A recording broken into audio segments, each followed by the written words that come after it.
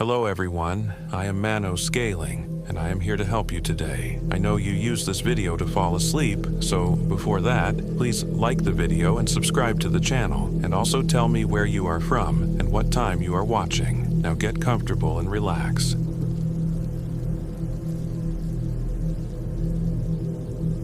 My name is Emily Hall, and I am 32 years old. This happened in the Mark Twain National Forest, Missouri 3 years ago, during what was supposed to be a rejuvenating solo hiking trip. I've replayed the events in my mind countless times, trying to make sense of what I experienced, but even now, I'm not sure if what I encountered was natural, supernatural, or a manifestation of my own fracturing psyche. I suppose I should start at the beginning. After my fiancé, Daniel, called off our wedding just 2 months before the date, my life felt like it was collapsing. 3 years together ended with a conversation that lasted less than 30 minutes in our favorite coffee shop. Neutral ground, he'd called it. "I can't do this anymore, Em," he'd said, not quite meeting my eyes. "I thought I could, but I can't. I'm sorry." No explanation beyond a vague declaration that he needed to find himself. I later discovered through mutual friends that finding himself involved finding my yoga instructor, with whom he'd been having an affair for months. The betrayal hollowed me out. I stopped sleeping, barely ate, and threw myself into work at the architectural firm where I was already known for putting in long hours. Concerned coworkers watched me transform from a vibrant social person into a ghost that haunted the office late into the night. It was my friend Lisa who finally intervened, bursting into my apartment one Friday evening with determination written across her face. "Enough," she declared, confiscating my work laptop. "You're destroying yourself. You need to disconnect completely.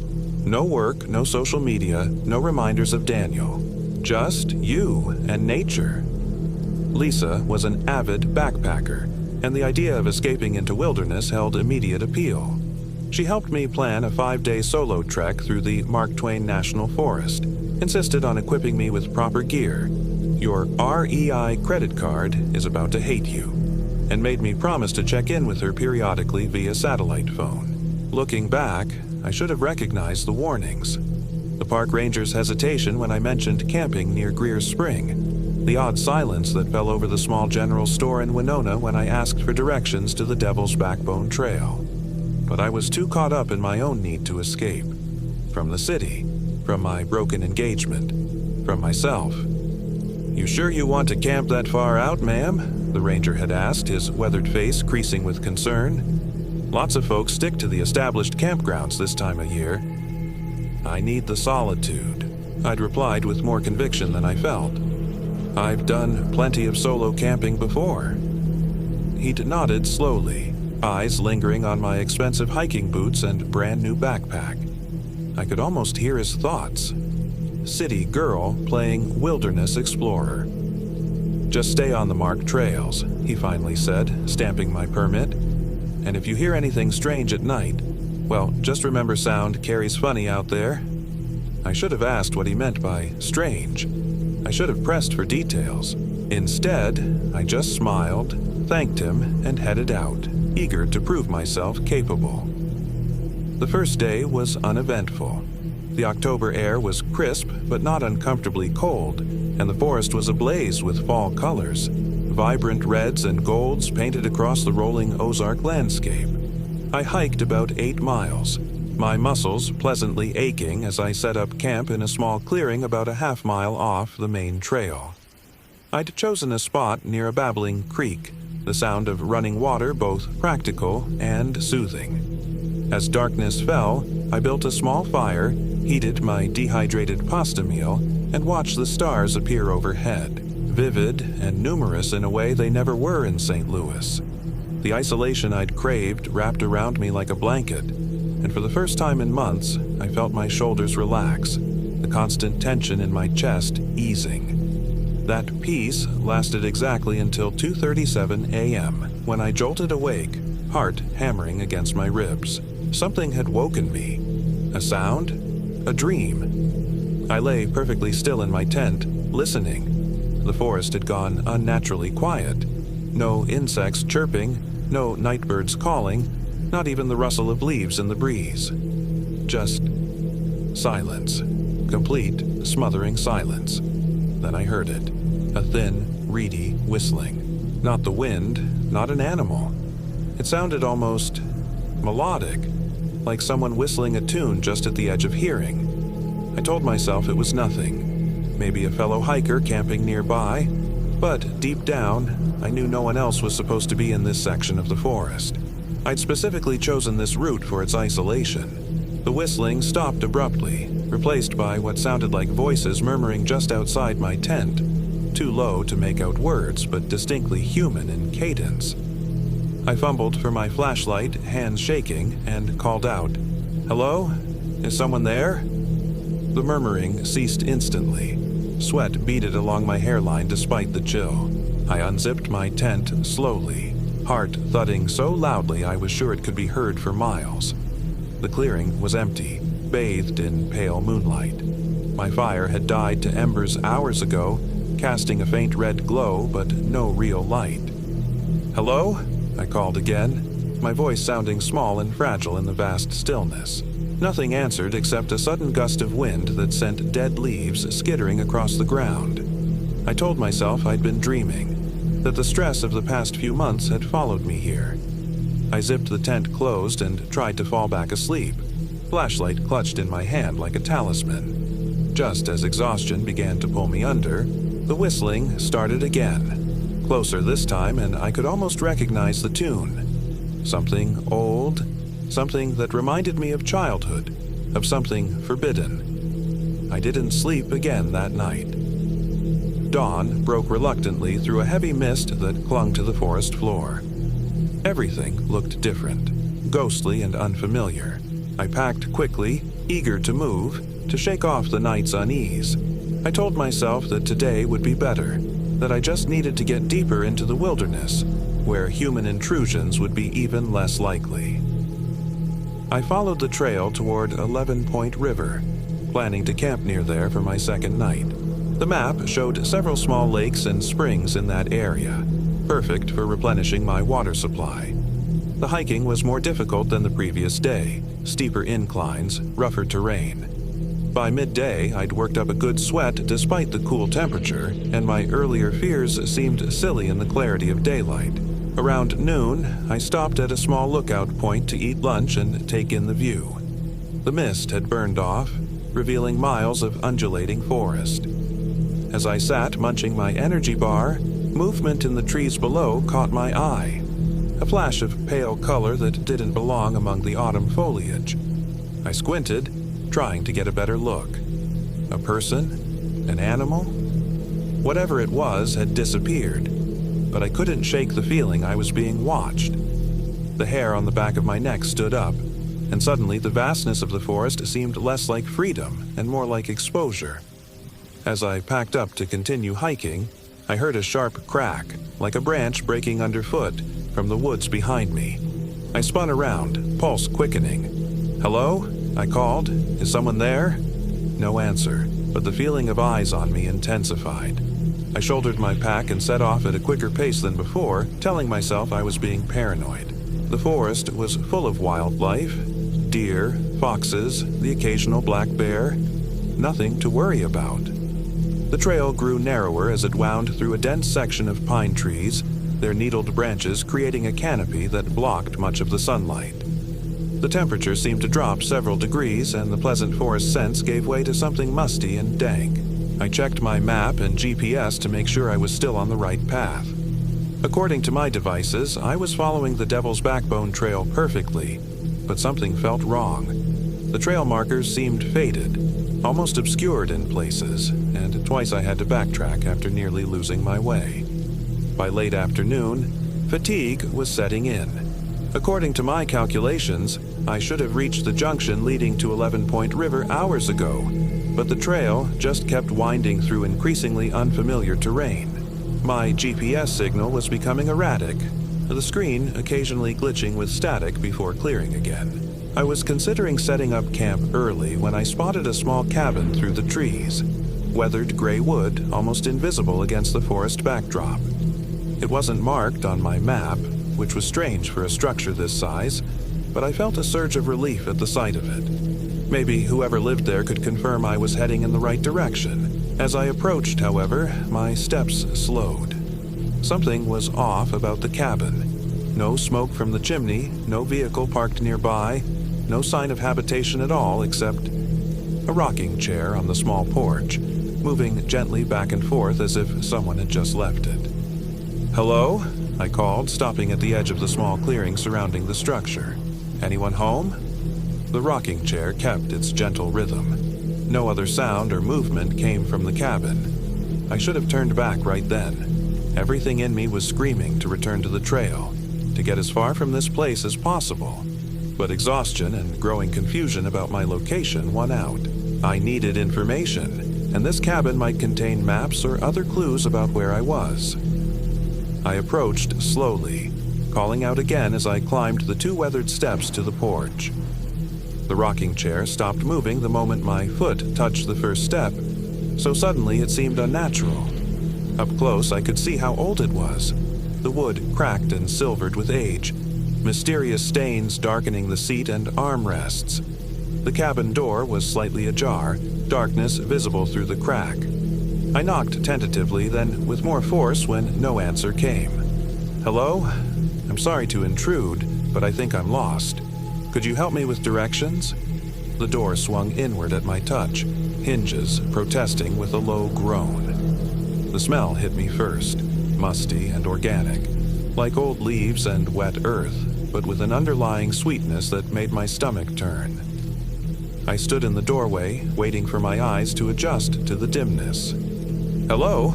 I called again, softer now.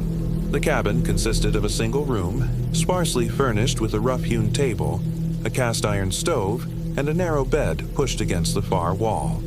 Everything was covered in a fine layer of dust, undisturbed for what looked like years except for a set of footprints leading from the door to the table and back. Footprints too small to be an adult's, the size of a child's bare feet. On the table sat a collection of objects that made no sense together. A tarnished silver hand mirror, face down, a child's doll with button eyes and a stitched mouth, dressed in what looked like scraps of actual clothing. A mason jar filled with what I first thought were unusually large marbles, but as I moved closer, revealed themselves to be glass eyes of different colors. And, most disturbingly, a leather-bound book with no title, open to a page filled with handwriting so cramped and chaotic it was nearly illegible.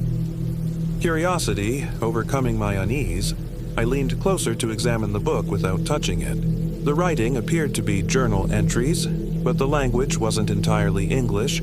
Words and phrases I recognized interspersed with others that seemed to be a mix of French and something else entirely. One phrase was repeated throughout the visible pages. "Elle attend dans les bois. Elle a toujours faim." My high school French was rusty, but I understood enough. "She waits in the woods. She is always hungry." A soft thud from outside made me jump.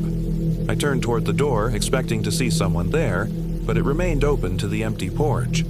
The rocking chair was moving again, faster now, as if occupied by an agitated sitter. My skin crawled with sudden, intense fear. I backed away from the table, nearly tripping over my own feet in my haste to leave. As I reached the door, the rocking chair stopped abruptly again.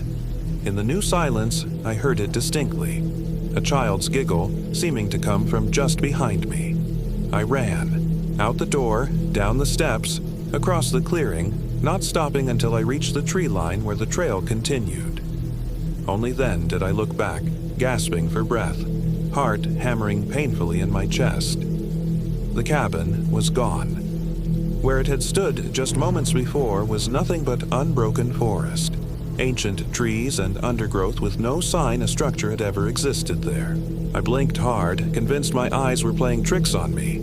But no matter how long I stared, the cabin did not reappear. What reappeared, however, was the tune. That same whistling I'd heard the night before, now coming from deep within the forest to my right, away from the trail. It sounded clearer now, and with a jolt of recognition that sent ice through my veins, I identified it. Ring Around the Rosie, that nursery rhyme with its dark origins that every child knows. The sun was getting low on the horizon. I needed to make camp soon, but the thought of spending another night in these woods filled me with dread.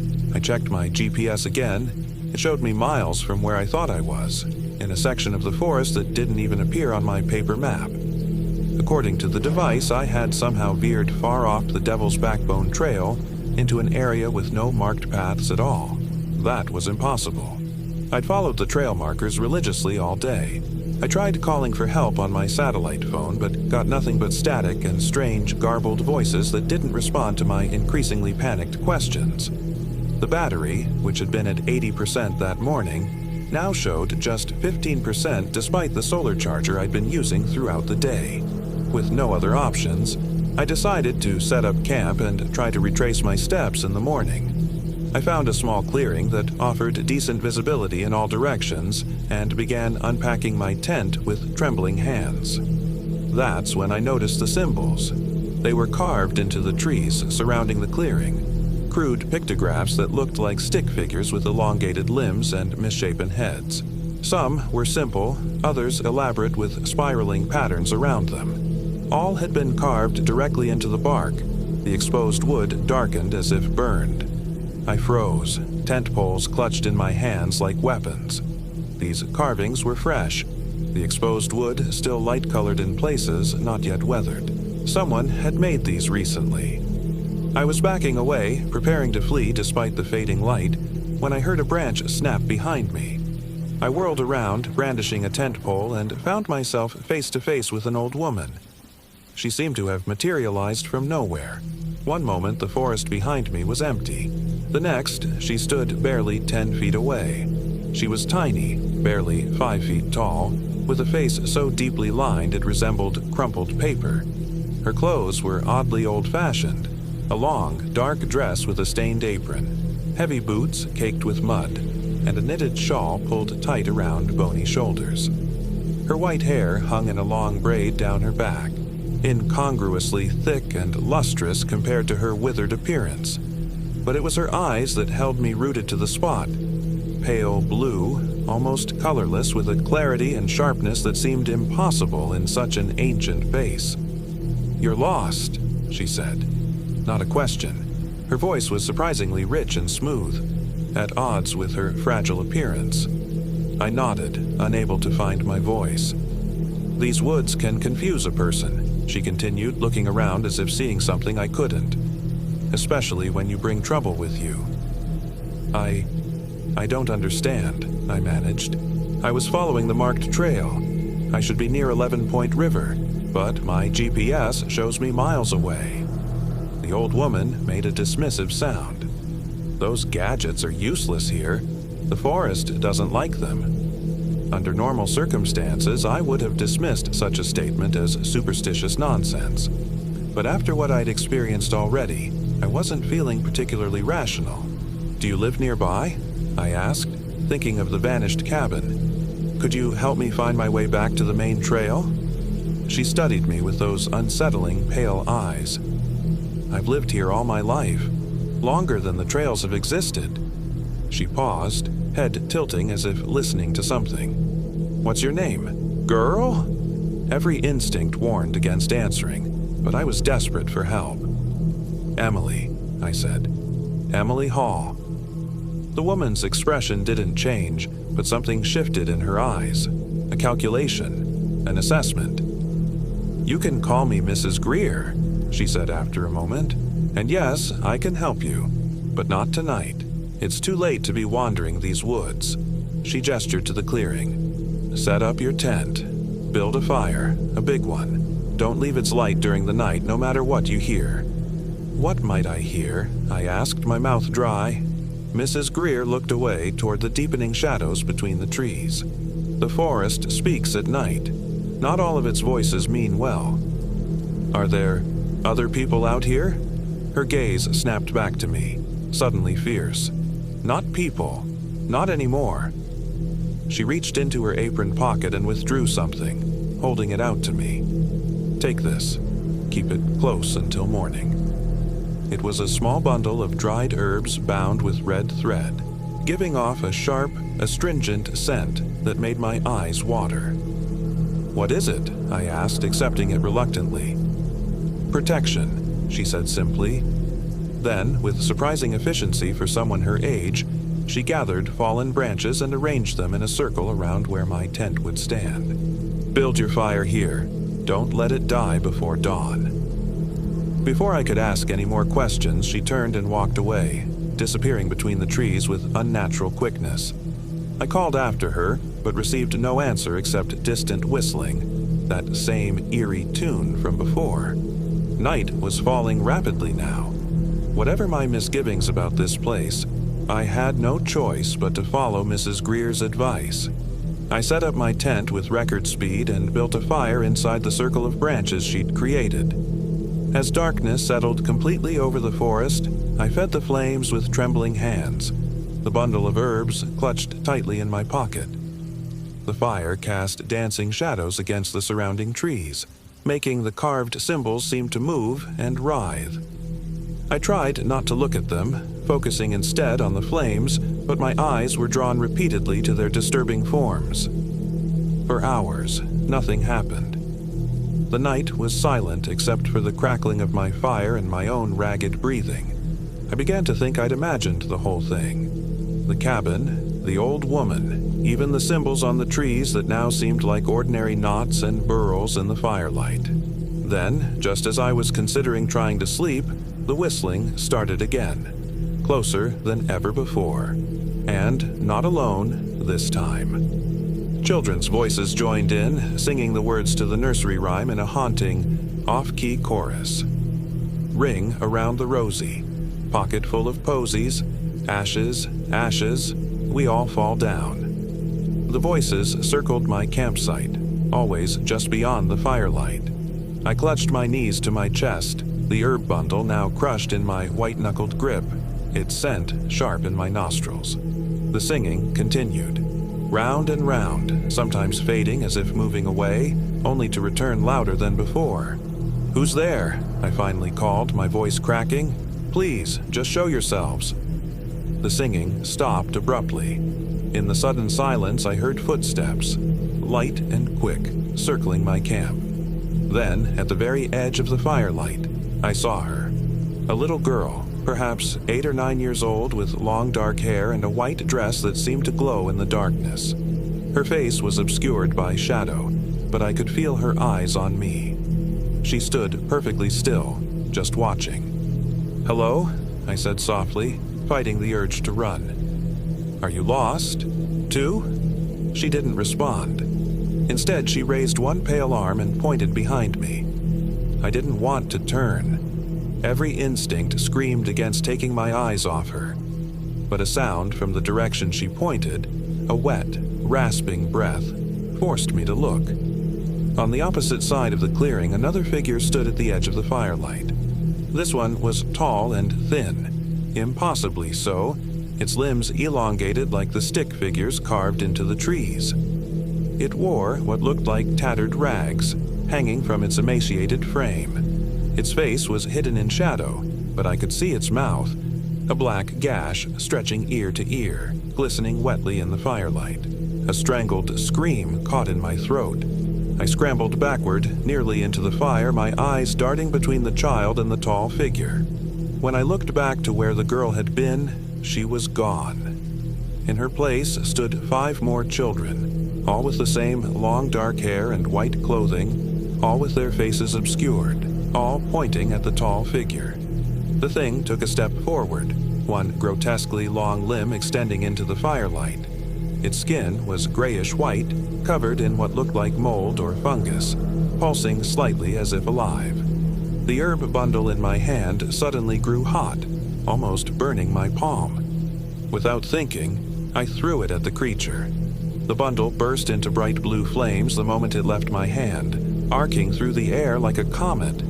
It struck the tall figure squarely in the chest. A sound erupted from the thing, a screech so high-pitched and inhuman it made my ears ring and my vision blur. The creature thrashed, blue flames spreading rapidly across its body, illuminating its face for one terrible moment. Not a face at all, but a writhing mass of what looked like roots or tendrils, twisting and coiling around a central void. The children began to sing again, their voices rising above the creature's dying wails. Ring around the rosy, pocket full of posies, ashes, ashes, we all fall down. On the final line, they surged forward as one, passing through my fire without disturbing the flames, their small hands outstretched toward the burning creature. They reached it in seconds, surrounding it completely, their white clothing glowing blue in the supernatural fire. What happened next is difficult to describe.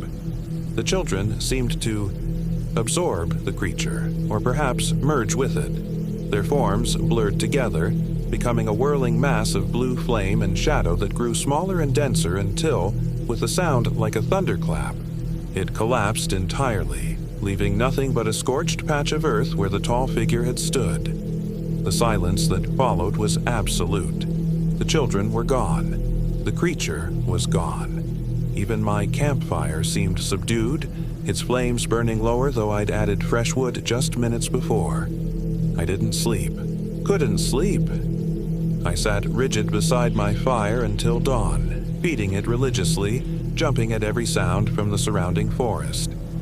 When the first gray light of morning filtered through the trees, I packed my equipment with shaking hands and prepared to leave, though I still had no idea which direction would lead me back to civilization. You survived, then. I spun around, heart leaping to my throat.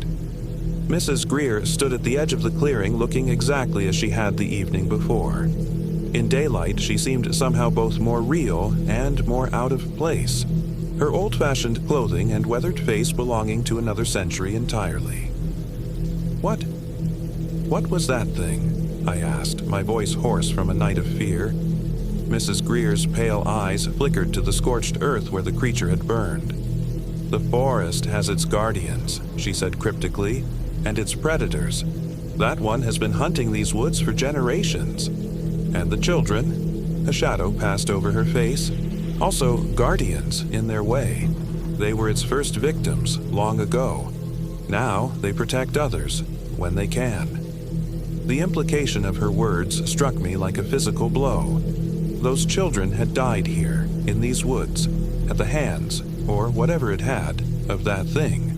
And now they were bound to this place, both victims and protectors. How do you know all this? I asked, studying her face more closely. Something about her seemed increasingly familiar, though I was certain we'd never met before. Mrs. Greer didn't answer directly. Instead, she asked, "Do you know the history of Greer Spring?" I shook my head. "It's named for my family. We settled here in the 1850s, built a mill, a homestead." Her voice took on a distant quality, as if reciting from memory. There were 12 children in the original Greer family. By 1892, only 3 remained. The others disappeared into these woods, one by one. A chill crept up my spine despite the warming morning air. What happened to them? "The forest took them," she said simply. "Or rather, what lives in the forest. The thing you saw last night, we called it the Tall Man. The Osage people knew about it long before white settlers arrived. They had rituals to keep it at bay, but the settlers didn't listen. And the remaining Greers? What happened to them?" Her pale eyes met mine directly. Martha Greer, that was me, went into the forest to find the missing children. She never returned, according to official records. My mind reeled, trying to process what she was saying. "You're claiming to be Martha Greer? From the 1800s? A faint smile curved her thin lips. "I'm not claiming anything. I'm telling you what happened. But that's impossible. You'd be..." I did the quick math in my head. Over 150 years old. "Time moves differently in certain parts of the forest," she said. "Especially for those of us who've made bargains with it." "Bargains? What kind of bargains?" Her expression grew somber. "The only kind that matter. The ones that save lives. I couldn't save the children who were already taken, but I could help them find peace. and I could protect others who wandered too far off the path. I wanted to dismiss her words as the ramblings of a delusional old woman, but after what I'd witnessed the night before, I couldn't bring myself to disbelieve her entirely. "The tall man isn't gone," Mrs. Greer continued. "What you saw was just one manifestation. It will reform, as it always does, but it will be weaker for a time, and the children have claimed another piece of it. I don't understand. Every time they capture a piece of it, they regain a piece of themselves, their memories, their humanity." Her eyes grew distant. "One day, perhaps, they'll gather enough to move on from this place, to wherever they should have gone long ago." She reached out suddenly, grasping my wrist with surprising strength. Her fingers were ice cold against my skin. "The forest recognized something in you, Emily Hall. Something broken, something seeking.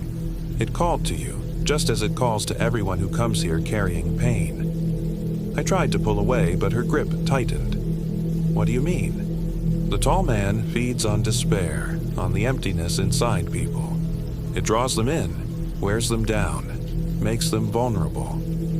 Her pale eyes bored into mine. "You came here broken-hearted, looking to lose yourself. That's dangerous in these woods. The forest might have decided to keep you." A shiver ran through me at her words. I thought of Daniel, of the hollow ache his betrayal had left inside me, of how I'd come here hoping to outrun that pain. Had I really been so transparent, so vulnerable? "But something protected you," Mrs. Greer continued, releasing my wrist at last. "Something the forest respects. Perhaps your will to survive. Perhaps something else entirely."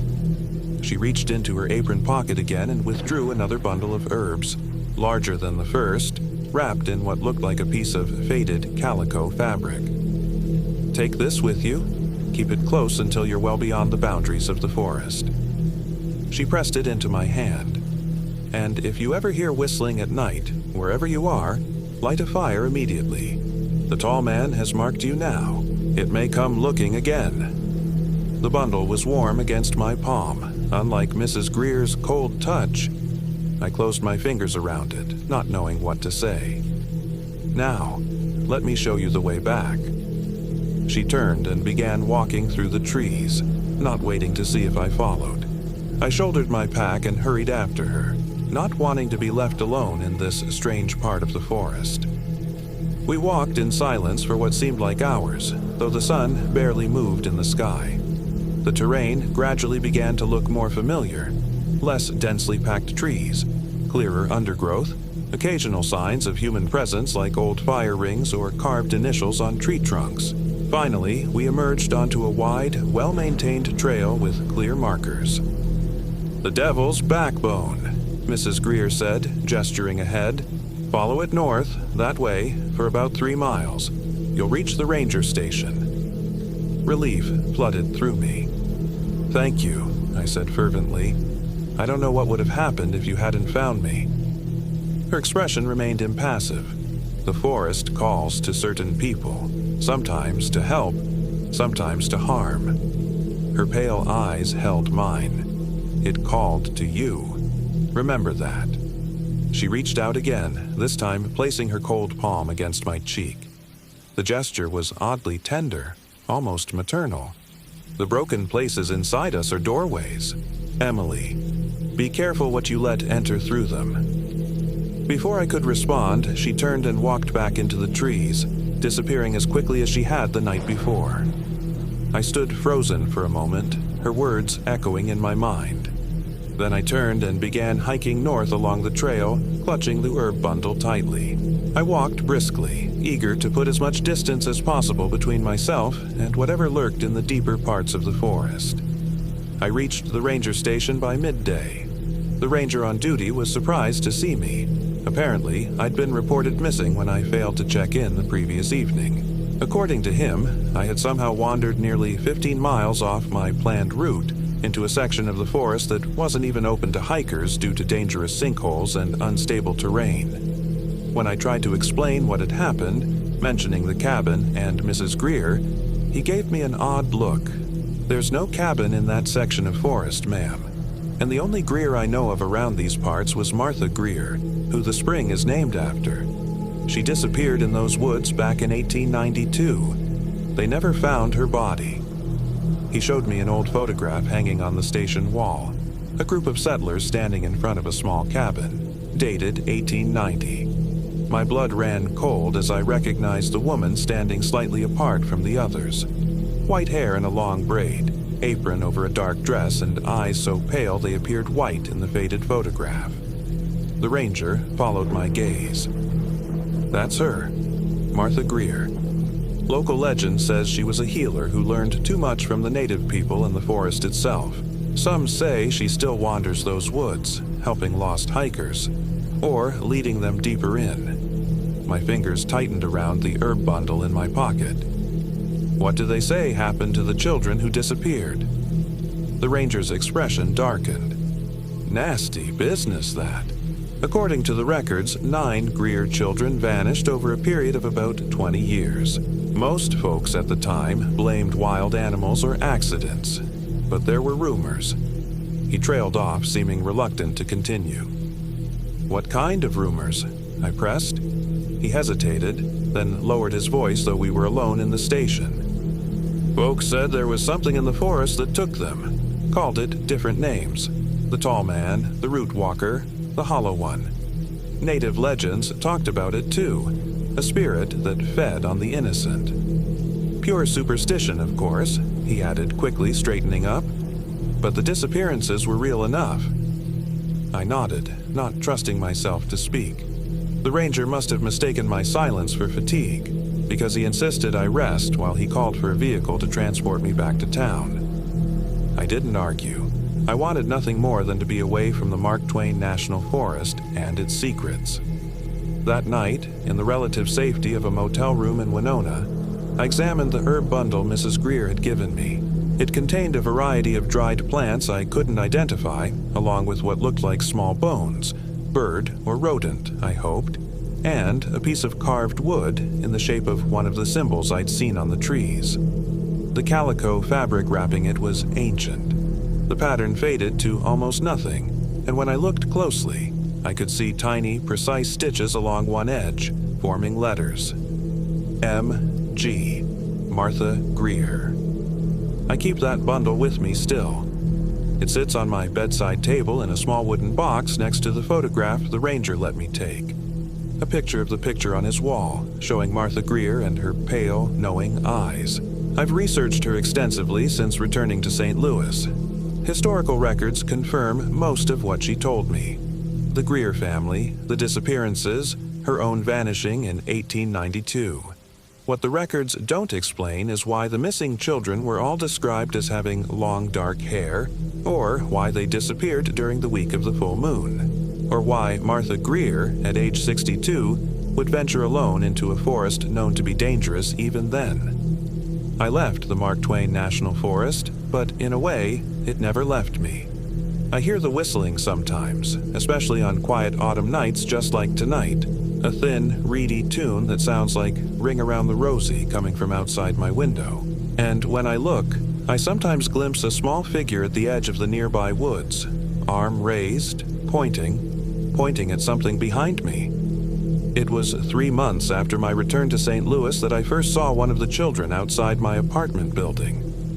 I was coming home late from work, exhausted after another long day trying to lose myself in architectural drawings and client meetings. The streetlights cast long shadows across the parking lot as I approached my building.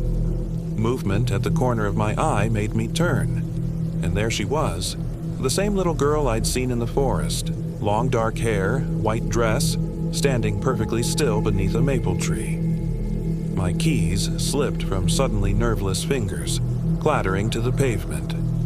By the time I'd retrieved them and looked up, she was gone. But the maple tree's branches were swaying, though there was no wind that night. I convinced myself it was stress, lack of sleep, my mind playing tricks. But then I began to notice other things. The faint smell of forest loam in my apartment, though I lived on the 5th floor. Cold spots that would appear and disappear in various rooms. The way my electronic devices would sometimes malfunction. screens filling with static before returning to normal, and always the feeling of being watched. I tried to talk to Lisa about it once, over coffee. She'd been thrilled when I returned from my transformative wilderness experience, as she called it, noting how much healthier I looked, how the haunted expression had left my eyes. "I think something followed me back from the forest," I told her, trying to keep my voice casual while watching her reaction closely. She laughed. "Like a bear? Or just a newfound appreciation for nature?" "More like a presence," I said carefully. "I keep seeing things, hearing things." Her smile faded slightly. "Em, are you sleeping okay? I know the whole Daniel thing really did a number on you." I backed off immediately, forcing a laugh of my own. "I'm fine, just being dramatic. Too many horror movies lately, I guess." But I wasn't fine. The incidents grew more frequent as autumn deepened toward winter. One night, I woke to find my bedroom window open, though I distinctly remembered closing and locking it before bed. Another time, I discovered small, muddy footprints leading from my front door to the bathroom and back. Footprints that vanished even as I stared at them, the mud drying and crumbling to dust before my eyes. Then came the night I heard the singing again. I'd been working late on a particularly challenging project, sketching preliminary designs for a nature center ironically being built near the Mark Twain National Forest. Around midnight, I put down my pencil and stretched, muscles aching from hours hunched over my drafting table. That's when I heard it. Children's voices, singing just outside my apartment door. "Ring around the rosy, pocket full of posies, ashes, ashes, we all fall down." I froze, pencil still clutched in my hand, heart hammering against my ribs. The singing continued, over and over, the voices sometimes in unison, sometimes discordantly overlapping. I knew I should be terrified, but strangely, I felt no fear, only a deep, inexplicable sadness.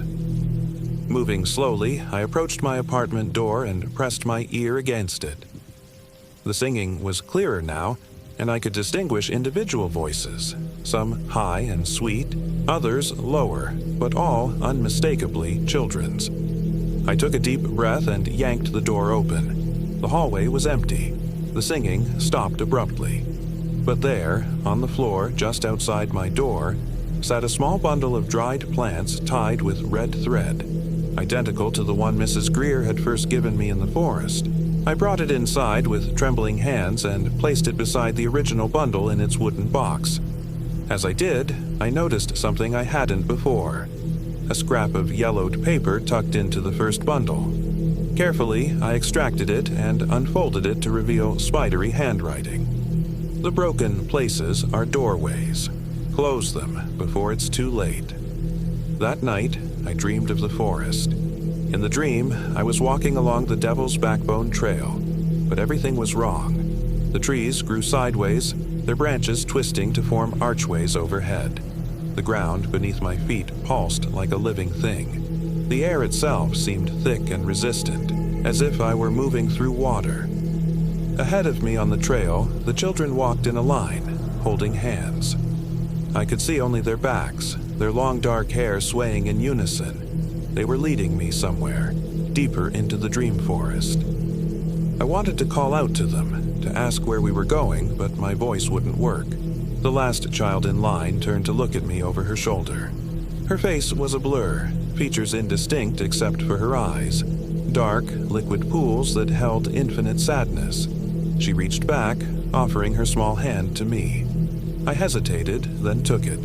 Her fingers were ice cold but solid, real. The moment our hands connected, the forest around us changed. The wrongness receded, the trees straightened, the air lightened. The other children turned to face me. Their features also blurred except for those same sad eyes. "He's coming," the girl holding my hand said, her voice like dry leaves rustling. "He found the doorway you left open." "What doorway?" I asked, my voice working in the dream now. "I don't understand." "The empty places," another child said, a boy this time. "The places where you were hollowed out. He can slip through, just as we did." "But we want to help," said a third child.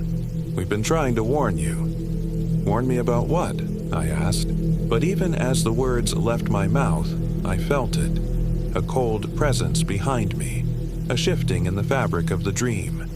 The children's eyes widened in unison, staring at something over my shoulder. "He's here," the girl whispered, squeezing my hand tightly.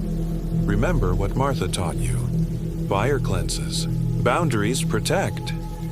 I turned, slowly, dreading what I would see.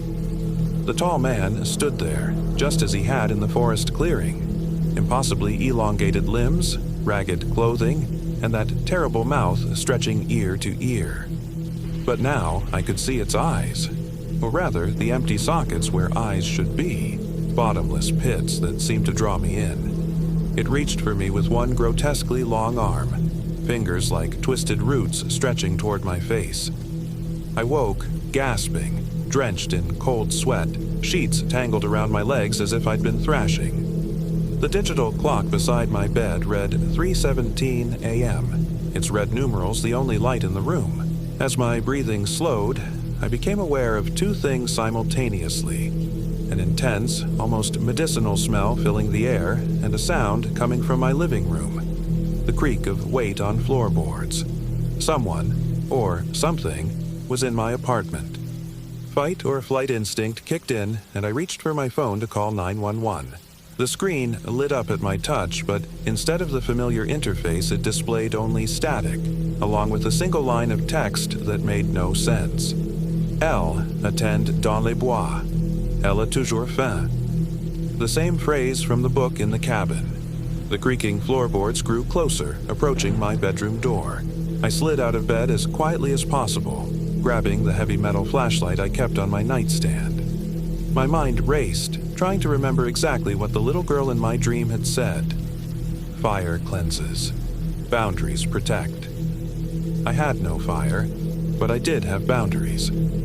I lunged for the wooden box containing the herb bundles, nearly knocking it from the nightstand in my haste. The smell grew stronger as I clutched one in each hand, the scent sharp and clean against the growing mustiness in the air. My bedroom door began to open, slowly, the hinges protesting with a low whine. "Stay back," I said, my voice steadier than I expected. "You can't come in here. I don't invite you." The door continued to open. Through the widening gap, I could see nothing but darkness, a darkness deeper and more absolute than the normal shadows of my apartment. It seemed to pulse, to breathe. "I said stay back," I repeated, louder this time. "This is my space, my boundary. You are not welcome here." The darkness hesitated, seeming to recoil slightly. Emboldened, I took a step forward, still clutching the herb bundles. "I close the doorways," I continued, remembering Mrs. Greer's words, the note. "The broken places inside me are healing. You have no way in, no invitation, no welcome."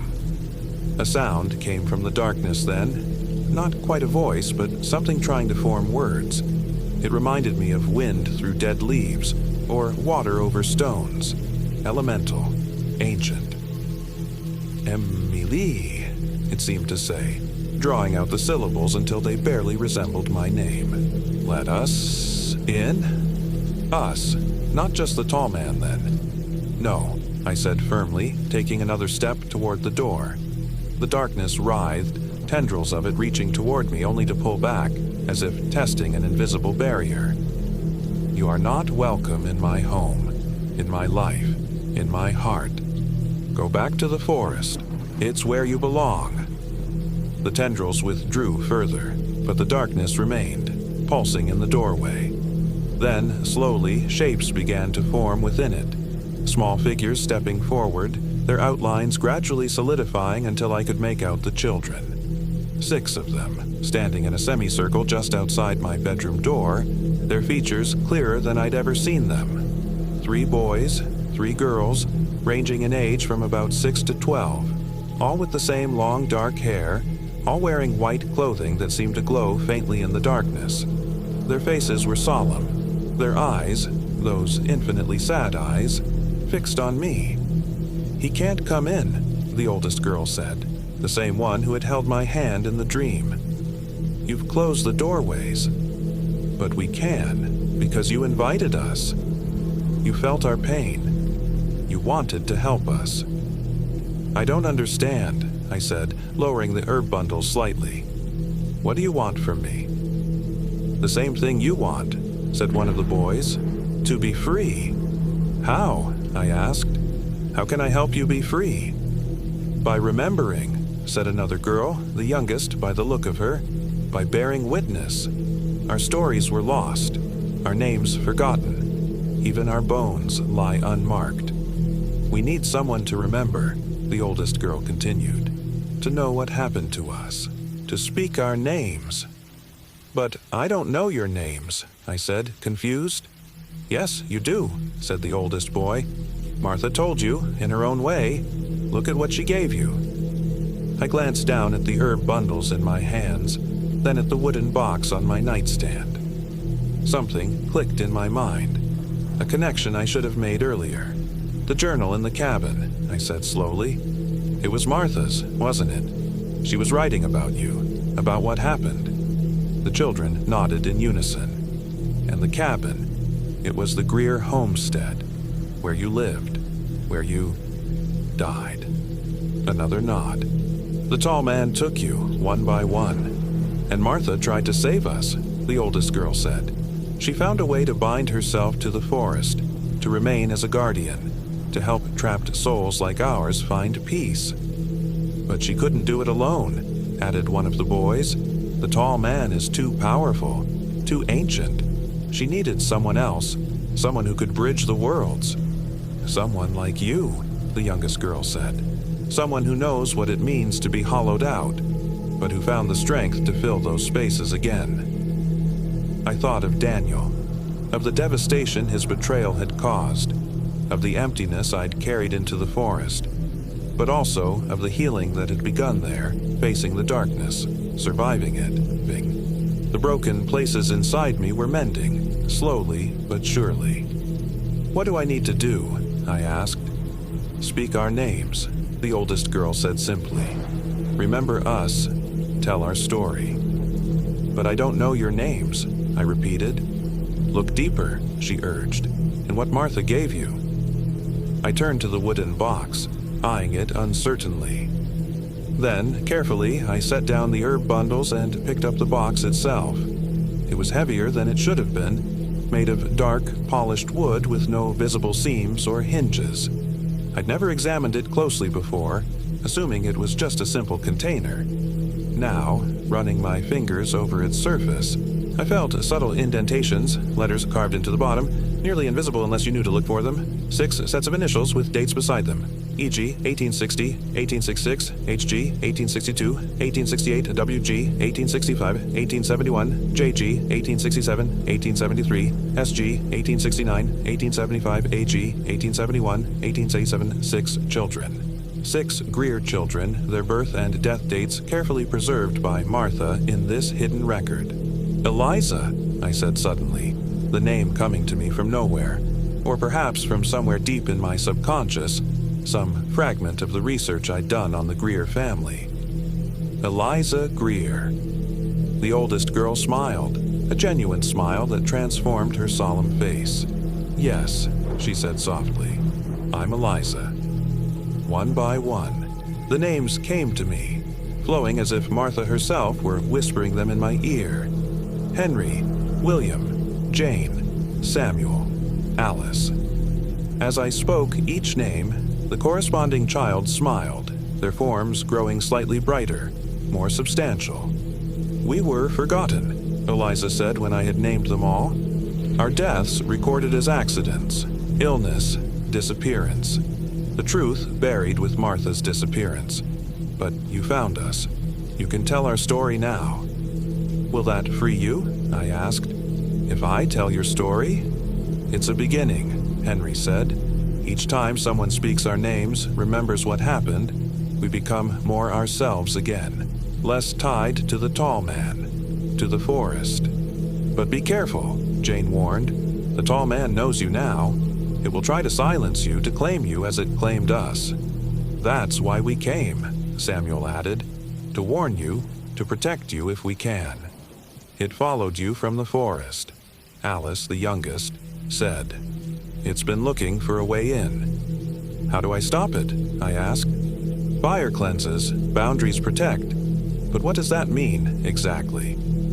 Martha's herbs will help, Eliza said. They create a barrier it cannot cross. But the strongest protection is truth. Telling our story, speaking our names, bringing light to what happened. The tall man feeds on secrets, on things hidden and forgotten, William explained. Truth weakens it, always has.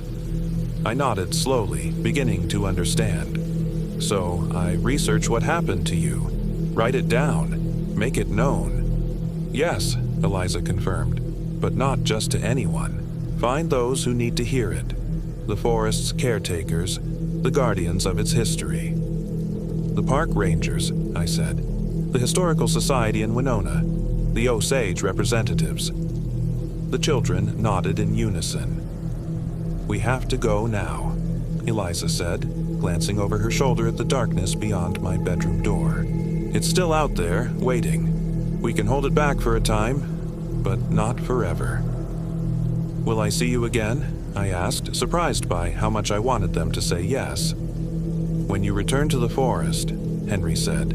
We're bound to it still, though less tightly now that you've spoken our names. Be watchful, Jane added.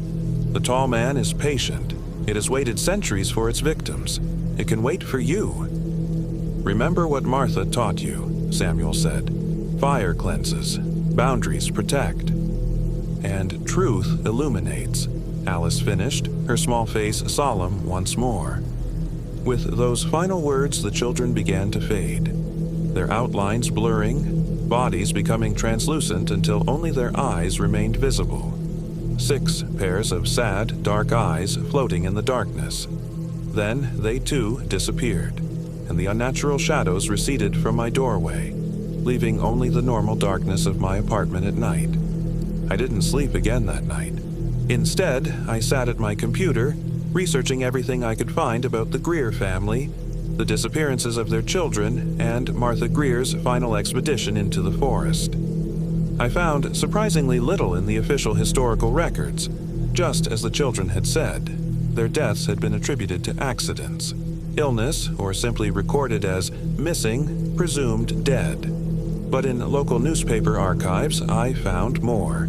Reports of strange sightings in the forest around the times of the disappearances, accounts of Martha Greer's increasing isolation and peculiar behavior following each loss, descriptions of unusual markings found on trees near where the children were last seen. As dawn broke, I made a decision. I would return to the Mark Twain National Forest, to the place where all of this began. I would find the site of the original Greer homestead, the cabin I'd seen, and document everything. Then I would take my findings to the authorities the children had named, the Forest Service, the Historical Society, the Osage representatives.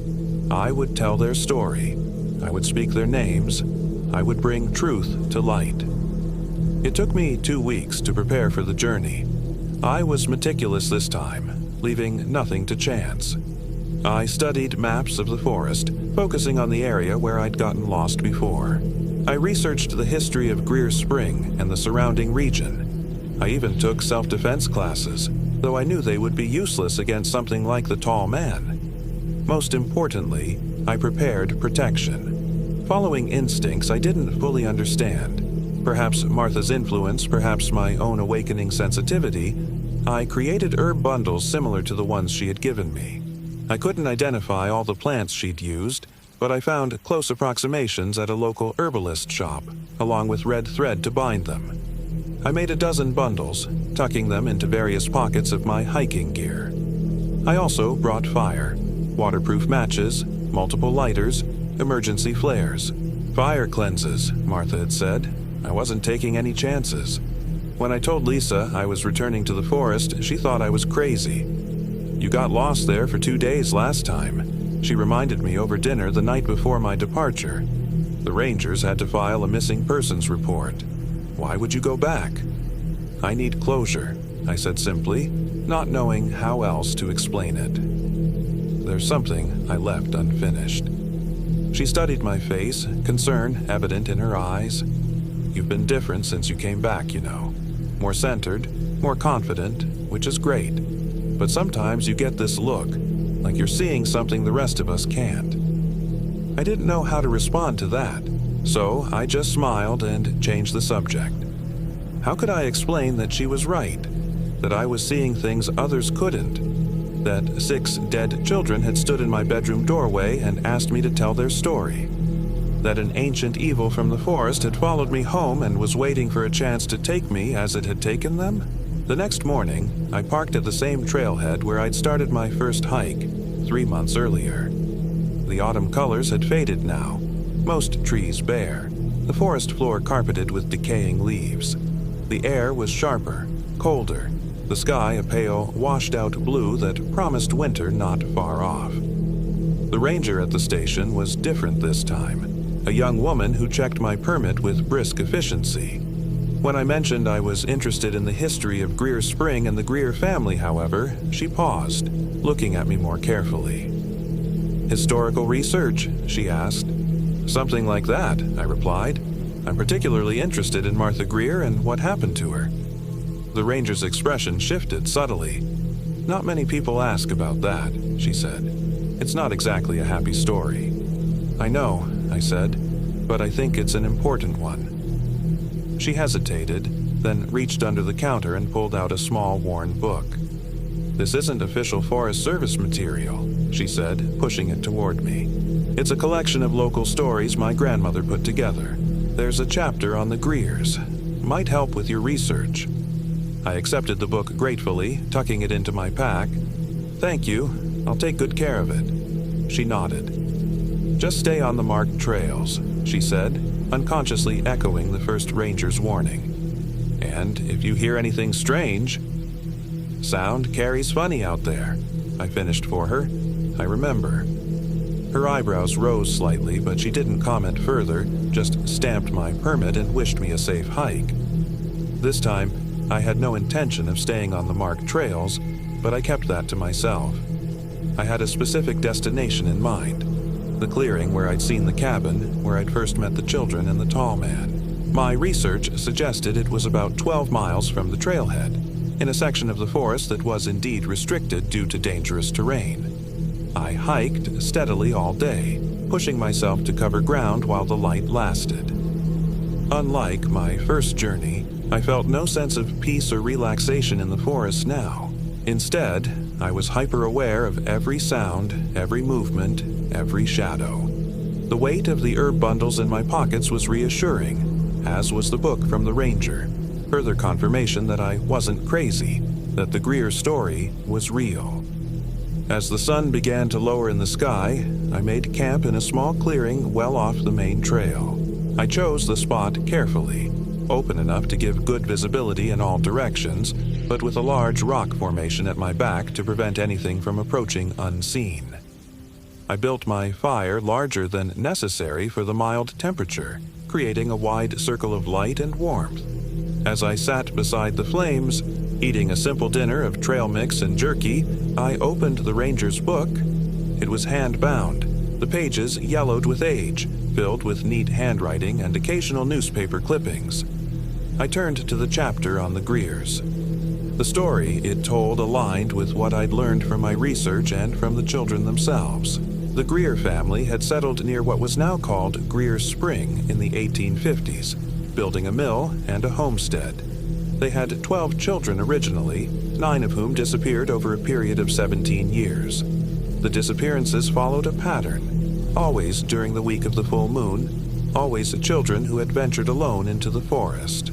The locals had various explanations: wild animals, accidents, even kidnapping by remnants of indigenous tribes, a theory the book rightfully dismissed as prejudiced nonsense. But there were other accounts as well, ones that hadn't made it into the official records. Stories of an unnaturally tall figure seen at the forest's edge before each disappearance. Reports of children singing heard in the woods at night. Descriptions of strange markings found on trees near the Greer property. Martha Greer, the grandmother of the missing children, had increasingly insisted that something in the forest was taking them. According to journal entries quoted in the book, she had consulted with an Osage medicine man who told her of an ancient spirit that fed on the innocent, a thing that had been in the forest since before humans arrived, that could take different forms, but was most often seen as an unnaturally tall, thin figure. The medicine man had taught Martha protective rituals and given her herbs to ward off the spirit. She had apparently spent years trying to protect her remaining family members, to no avail. Finally, in 1892, after the disappearance of Alice Greer, the youngest of my ghostly visitors, Martha had announced she was going into the forest to find the children, or at least their remains. She never returned, and the official record listed her as another victim of the dangerous wilderness. But local legend, as recorded in the book, told a different story, that Martha had made a bargain with the forest itself, exchanging her mortal life for the ability to remain as a guardian spirit, protecting travelers and continuing her search for the lost children. The final pages of the chapter contained what appeared to be a copy of a page from Martha's own journal, dated just days before her disappearance. I have found the way to bind it, temporarily at least. The mixture of herbs, prepared as Running Fox showed me, burns with a blue flame that causes it great pain. The symbols carved into the trees create boundaries it cannot easily cross. But this is not enough. The children remain trapped. I hear them singing at night, their souls caught between worlds. To free them requires more than I alone can give. The tall man, as the little ones called it before they were taken, is too powerful, too ancient. It has fed on fear and innocence for centuries. Tomorrow I go into the forest for the last time. I have made my preparations, said my goodbyes. If my plan succeeds, I will not return as the woman I am now, but I will remain, in some form, to guide those who might one day help free the children. It will take someone who understands loss but has not been consumed by it. Someone who has looked into the empty places within themselves and found the strength to fill them again. When such a person comes to the forest, I will know them and I will help them, as Running Fox has helped me. Elle attend dans les bois. Elle a toujours faim, but we are waiting too, and our hunger for justice, for peace, is just as strong. The passage sent chills down my spine. Martha had known. Somehow she had known that someone like me would come, someone who could help free the children. And she had been waiting, all this time, to guide that person, to guide me. I closed the book, staring into the flames of my campfire. Tomorrow I would try to find the site of the Greer homestead again. I would document everything, take photographs, record coordinates, collect any evidence I could find. Then I would bring it all back, share it with those who needed to know, ensure that Eliza, Henry, William, Jane, Samuel, and Alice were not forgotten. I had just begun to prepare for sleep when I heard it. The now familiar thin, reedy whistling. Unlike my first night in the forest, I felt no fear, only a grim determination. I added more wood to my fire, making the flames leap higher, and waited. The whistling circled my camp, sometimes closer, sometimes farther away. Occasionally it was joined by faint singing, the children's voices, barely audible but unmistakable. They were out there, watching, waiting, and so was the tall man. I sensed it before I saw it, a coldness in the air, a deepening of shadows beyond the firelight. Then, slowly, it emerged at the edge of the clearing. Just as before, it was impossibly tall and thin, its limbs elongated and jointed in ways no human body could be, its ragged clothing hanging from its emaciated frame. Its face was hidden in shadow, but I could see the gleam of its terrible mouth stretching ear to ear. "I know what you are," I called to it, my voice steadier than I'd expected. "I know what you did to those children, to Eliza, Henry, William, Jane, Samuel, and Alice." The thing recoiled slightly as I spoke the names, a hissing sound escaping from its gash of a mouth.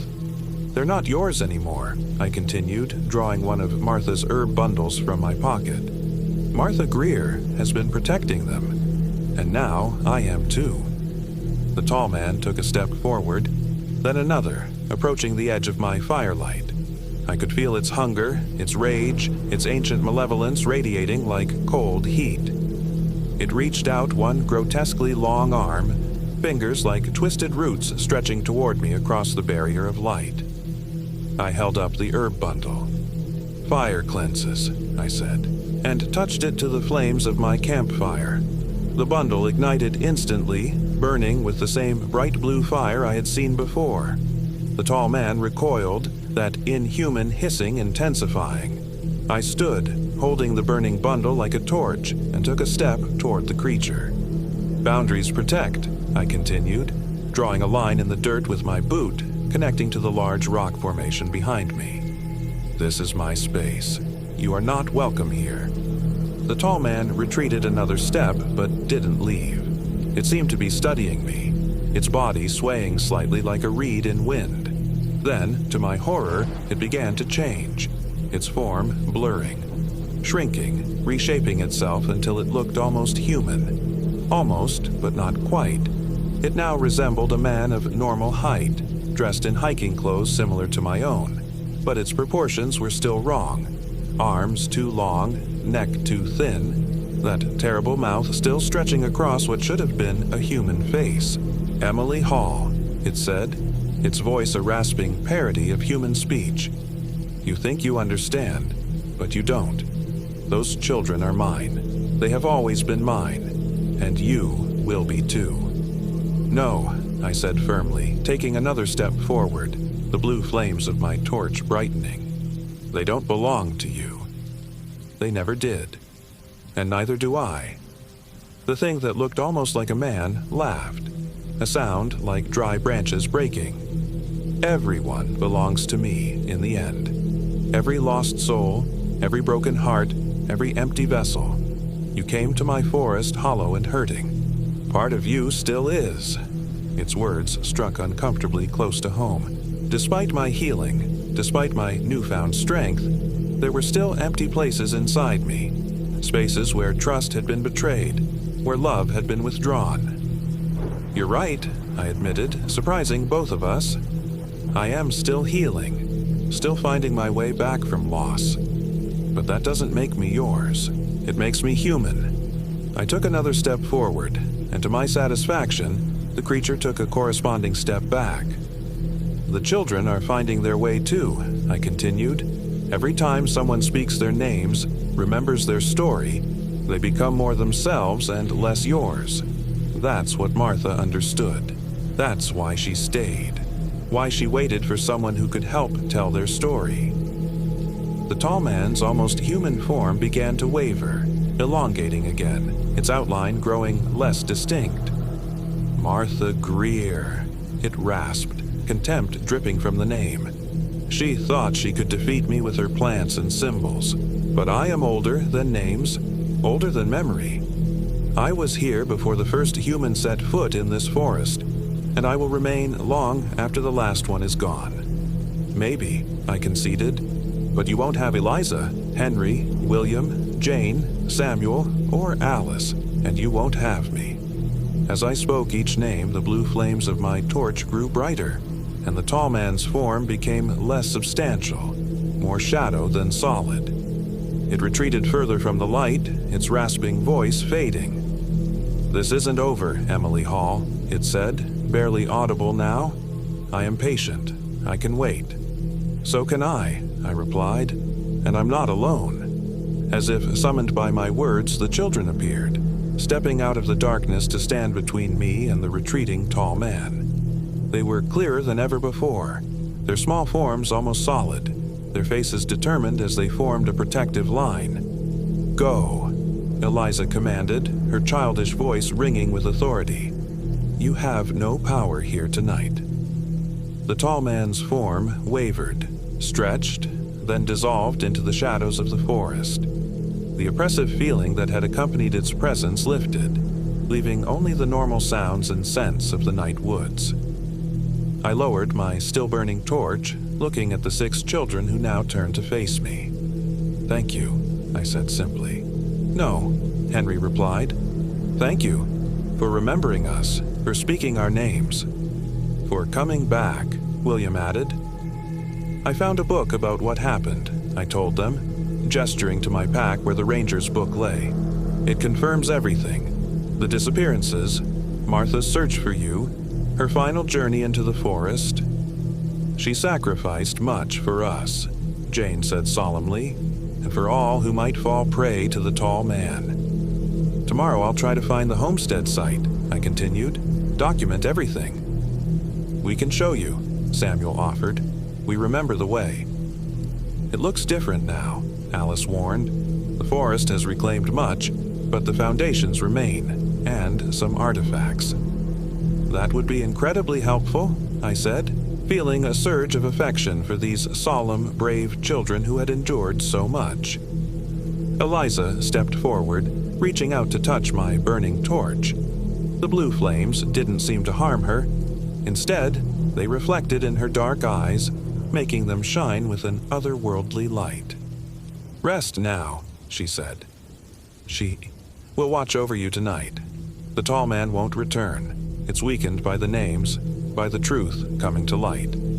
Tomorrow we'll guide you," Henry added, "to the homestead, to where it happened." I nodded, suddenly aware of how exhausted I was. "Thank you," I said again, not knowing what else to say in the face of their quiet courage. The children smiled, sad, sweet smiles that transformed their solemn faces and began to fade, becoming translucent, then transparent, until only their outlines remained, barely visible in the firelight.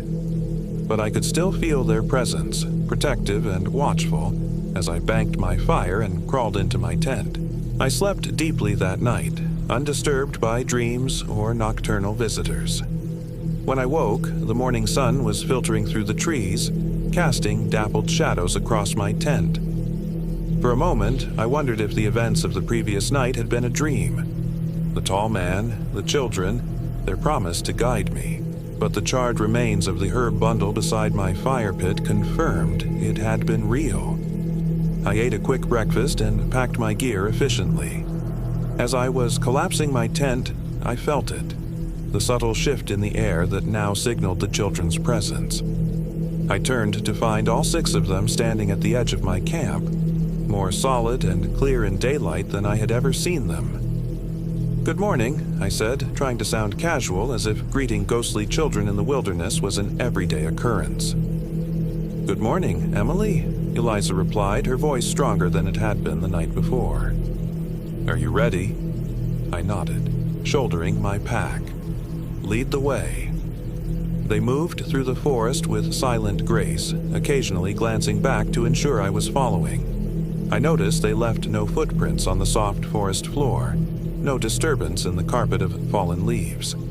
They led me off any marked trail, through dense undergrowth and across small streams, following a path only they could see. After about 2 hours of hiking, Henry raised his hand, signaling a stop. "We're close," he said softly, "just beyond those trees." I looked where he pointed and saw nothing special, just more forest.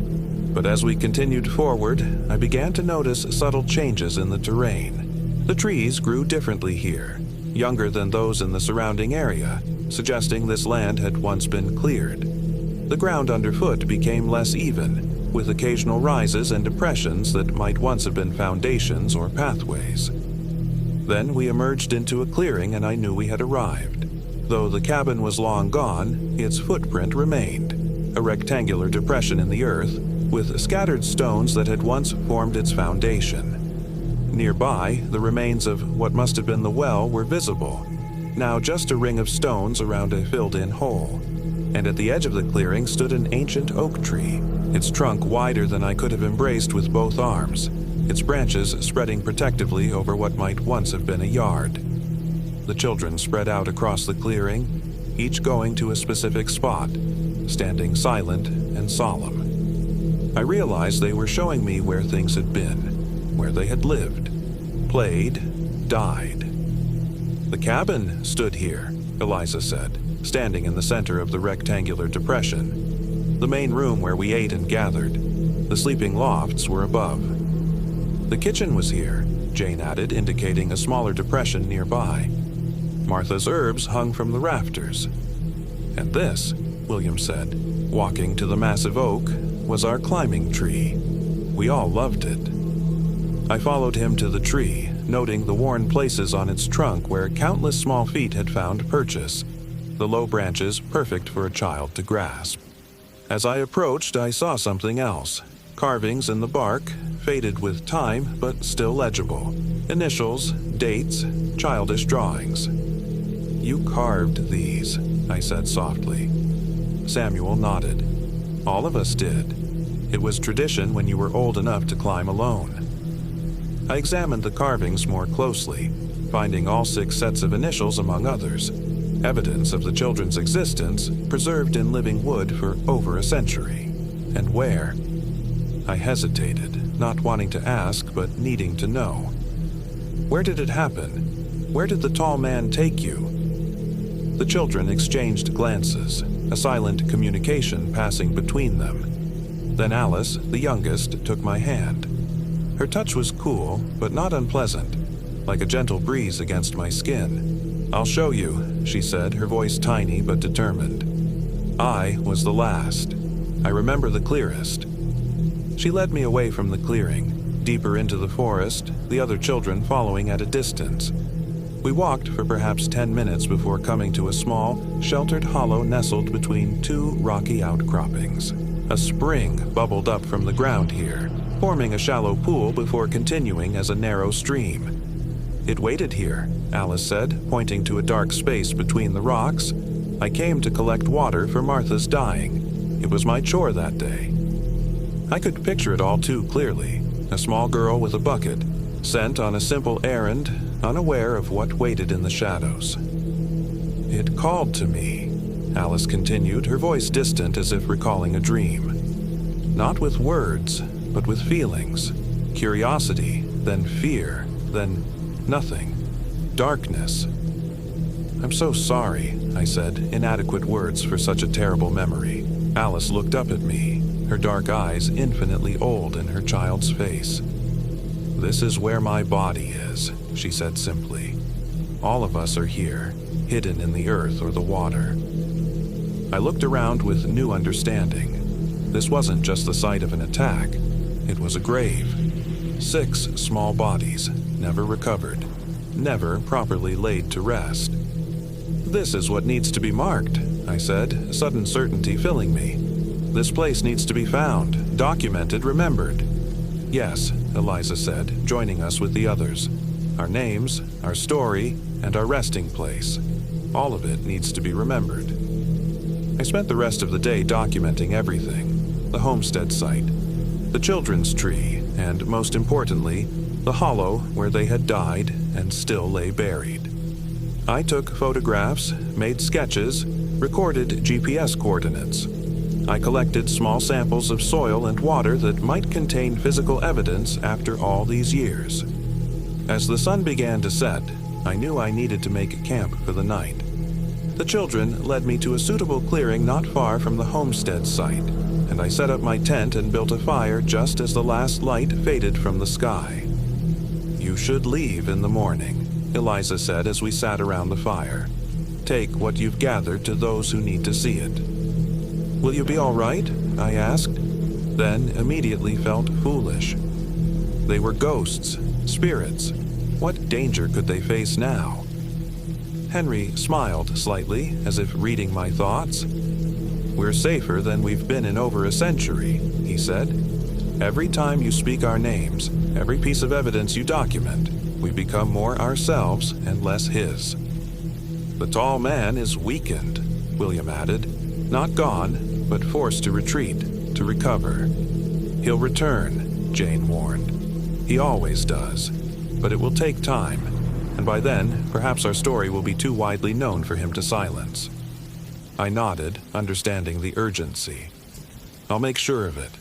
I'll take everything to the Forest Service, the Historical Society, the Osage representatives. I'll make them listen. "We know you will," Samuel said with quiet confidence. "That's why Martha guided you to us. She knew you would understand, that you would help." "Speaking of Martha," I said, suddenly realizing I hadn't seen the old woman since returning to the forest. "Where is she? Will I see her again before I leave?"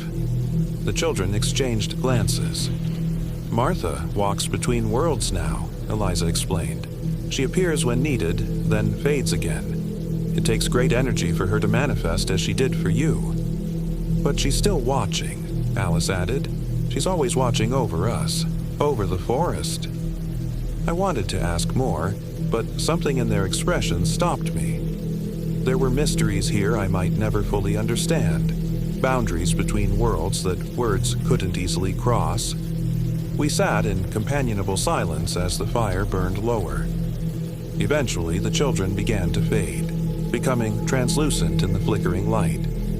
"We need to go now," Eliza said, "but we'll be nearby, always." "Thank you," I said, meaning it from the depths of my soul, "for trusting me with your story." They smiled, those sad, sweet smiles that transformed their solemn faces. And then they were gone, leaving me alone with the crackling fire and the vast night sky above. I left the forest the next morning as planned, my pack heavy with evidence and my heart lighter than it had been in months. True to their word, I felt the children's presence accompanying me to the edge of the restricted area, a protective escort ensuring I found my way safely back to marked trails. The ranger at the station was surprised to see me return on schedule, with no mishaps or need for search parties this time. I returned her grandmother's book with sincere thanks, telling her it had been invaluable to my research.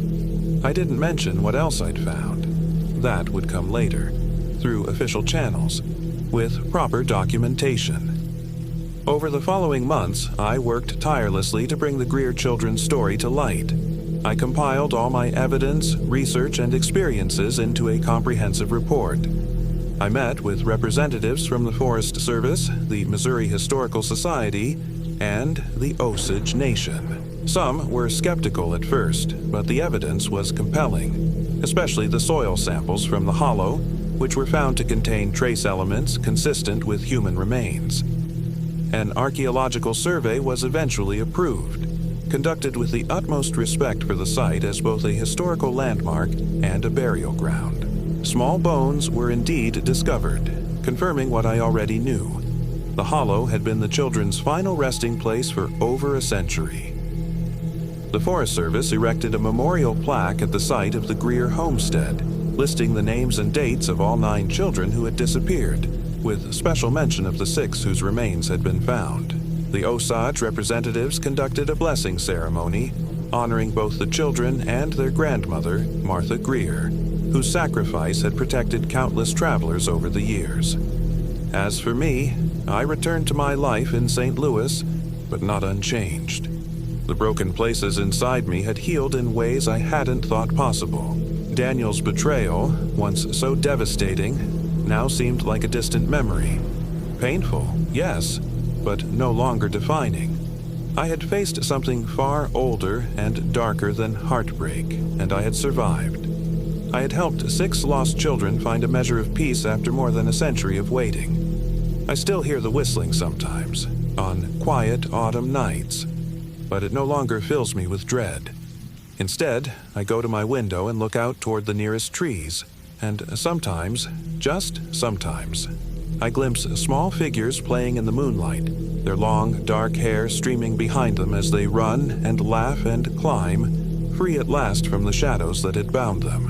And if I listen very carefully, I can hear them calling my name, not in fear or warning now, but in friendship, in gratitude, in the simple joy of being remembered. "Thank you, Emily," the wind seems to whisper. "Thank you for telling our story." "You're welcome," I always reply. "Eliza, Henry, William, Jane, Samuel, Alice, I will never forget you." And somewhere in the Mark Twain National Forest, I know they hear me, and I know they smile.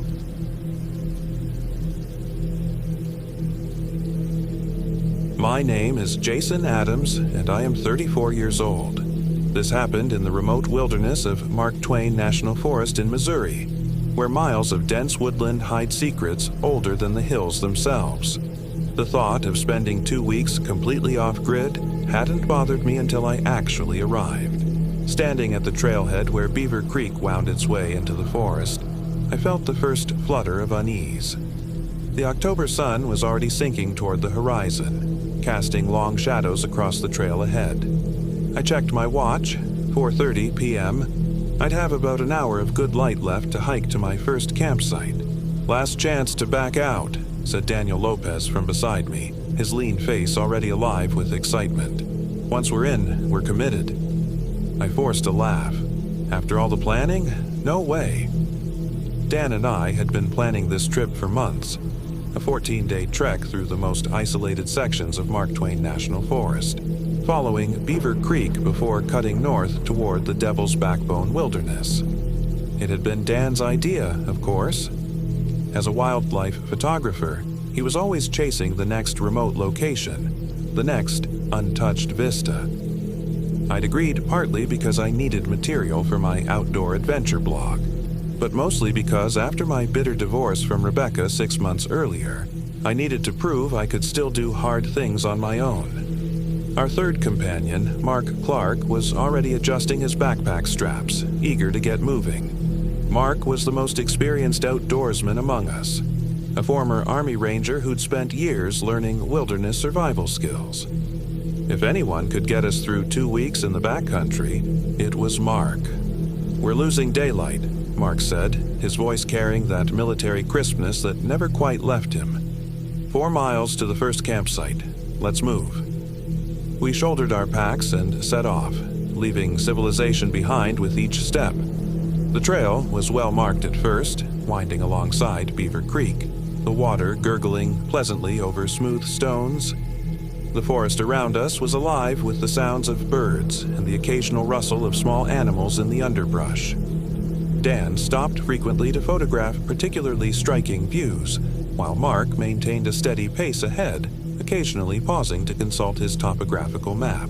I walked between them, already feeling the weight of my pack digging into my shoulders. I wasn't out of shape, but I hadn't done serious backcountry hiking in years. Not since before I met Rebecca. The thought of her stung less than it had a few months ago, but it was still there. The sense of failure, of not being enough. "Look at this, Jason," Dan called, pointing his camera toward a fallen tree covered in vibrant orange fungi. "Chicken of the woods, completely edible and supposedly tastes like chicken. We could harvest some." "Let's just focus on making camp before dark," Mark said before I could respond, not bothering to look back. The first hints of tension between my friends had appeared during our planning sessions. Dan wanted freedom to explore and photograph, while Mark insisted on a strict itinerary. I found myself playing mediator more often than I liked, a role I was all too familiar with from my failed marriage. As the sun continued its descent, the forest began to change. The friendly afternoon woods transformed into something more primeval. Shadows deepened, and the cheerful bird calls gave way to the occasional hoot of an early owl. The temperature dropped noticeably, and I pulled my jacket tighter around me. "Should be just ahead," Mark announced after we'd been hiking for over an hour. "There's a clearing near the creek bend that's perfect for camping." He was right. The clearing appeared as the trail curved alongside the creek, a flat area sheltered by tall oaks. We made camp efficiently, with Mark taking charge. Tents went up, a fire pit was dug, and a cooking area established. By the time darkness fell completely, we had a small fire going and were heating water for our freeze-dried meals. "First night in the wilderness," Dan said, raising his metal cup of instant coffee in a toast. "To adventure and getting away from it all. To remembering what matters," Mark added, his usually stern face softening in the firelight. I raised my own cup. "To new beginnings." We ate in companionable silence, watching the flames dance and listening to the night sounds of the forest. Occasionally, something would rustle in the darkness beyond our firelight, but Mark assured us it was just deer or raccoons. Nothing dangerous in these woods, he said confidently. Black bears occasionally, but they're shy. Cougars are rare. Biggest danger out here is getting lost or injured. Or locals, Dan added with a slight smirk. Isn't this area known for meth labs and marijuana grows? Mark shrugged. That's mostly further south. This section of the forest is too remote even for that. Nearest access road is 8 miles back. That thought was both comforting and unsettling. No dangerous locals, but also no quick way out if something went wrong. As we prepared for bed, I noticed Mark checking the map again, his brow furrowed. Everything okay? I asked. He folded the map quickly. Fine, just confirming tomorrow's route. We've got a steep section to climb. I nodded, not entirely convinced, but too tired to press further. Inside my tent, I listened to the gentle sound of the creek and the occasional crack of the dying fire. Despite my exhaustion, sleep proved elusive. Every sound seemed amplified, the hoot of an owl, the rustle of leaves, the soft whisper of the wind, and, beneath it all, barely perceptible, something else. A rhythmic sound, almost like breathing. I told myself it was just Dan or Mark snoring in their tents, but the sound seemed to come from everywhere at once, as if the forest itself were breathing. Eventually, exhaustion won out, and I drifted into uneasy dreams of being watched by unseen eyes. Rise and shine, city boy. Mark's voice pulled me from sleep. Light was filtering through my tent and my watch showed 6:30 a.m. I groaned, every muscle protesting as I sat up. One day of hiking, and I was already sore. This didn't bode well for the next 13 days. Breakfast was instant oatmeal and more coffee, consumed as we broke down our campsite. Dan was uncharacteristically quiet, his camera untouched beside his pack. Everything okay? I asked him while Mark was down at the creek filtering water. Dan glanced around before answering. Did you hear anything strange last night? The breathing sound immediately came to mind, but I hesitated. Like what? Like whispering, or someone walking around the camp. A chill ran down my spine despite the morning warmth. Probably just animals. Yeah, Dan agreed too quickly. Probably.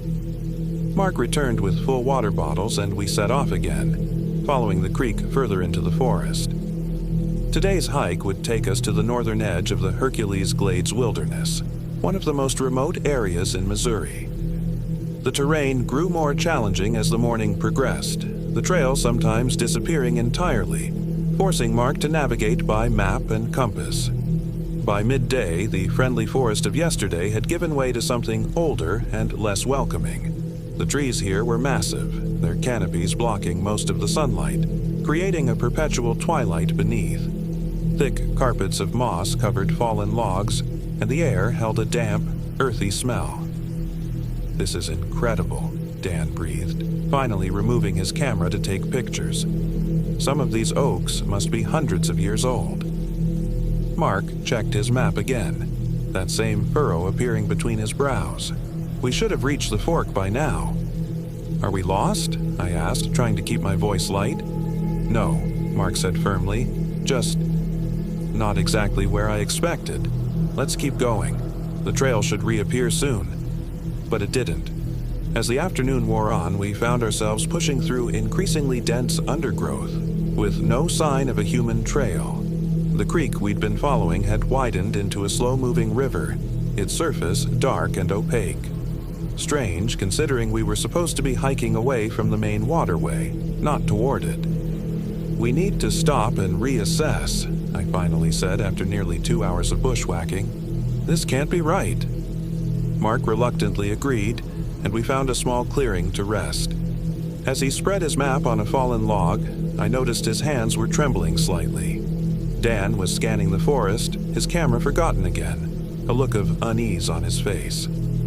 I don't understand, Mark muttered, tracing our intended route with his finger. We should be here, but the terrain doesn't match at all. Could the map be wrong? Dan suggested. Mark shot him an irritated look. Military-grade topographical maps don't just get wrong, Dan. Then maybe your orienteering is off, Dan snapped back.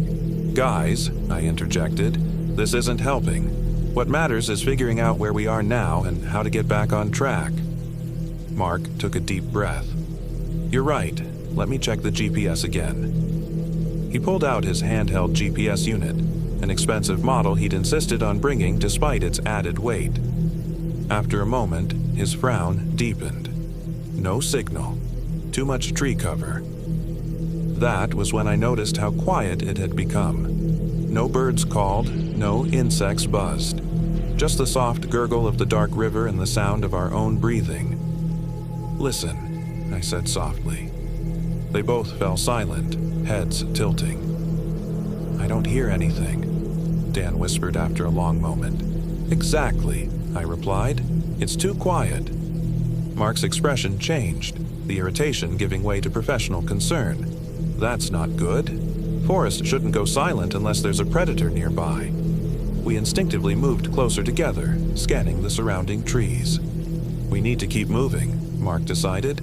Find higher ground. I can get a better fix on our position if we get above these trees. With no better option, we shouldered our packs and continued, now moving away from the river toward what Mark hoped was an elevated ridge.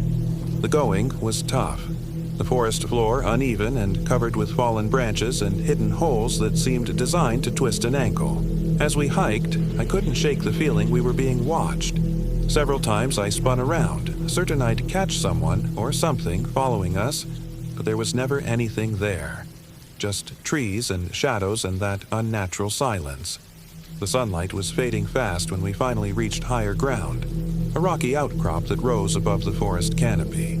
From this vantage point, we could see for miles in every direction, an endless sea of trees with no sign of roads, buildings, or any human presence.